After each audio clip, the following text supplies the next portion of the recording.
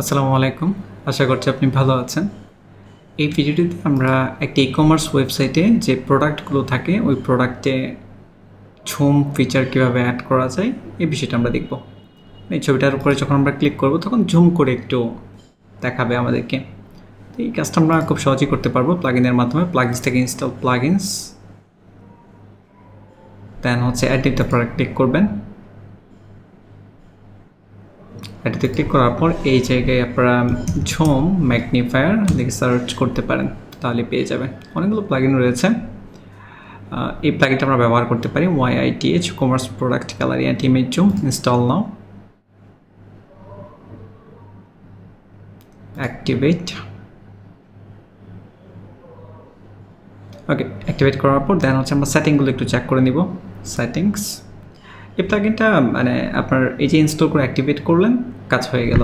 এখন যদি আমরা নর্মালি এখানে ভিজিট করি তাহলে দেখতে পাবো যে জুম ফিচার কাজ করতেছে।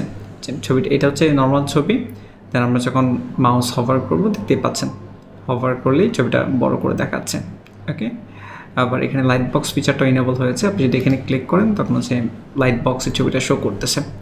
তো এই দুইটা কাজই আপনি প্লাগইন দিয়ে করতে পারবেন। তবে এখানে যদি আরও জুম করতে চান, যে ছবি আরও বড় করে দেখাবে, তাহলে আসলে এটা আপনাকে যে প্লাগইনটা আমরা ব্যবহার করতেছি সেটার পেইড ভার্সন ব্যবহার করতে হবে। ফ্রি ভার্সনে এটা করতে পারবেন না। ওকে, আপনি প্রিমিয়াম ভার্সনে ক্লিক করলে তখন অন্য অন্য যে ফিচারগুলো রয়েছে ওই ফিচারগুলো সম্পর্কে জানতে পারবেন।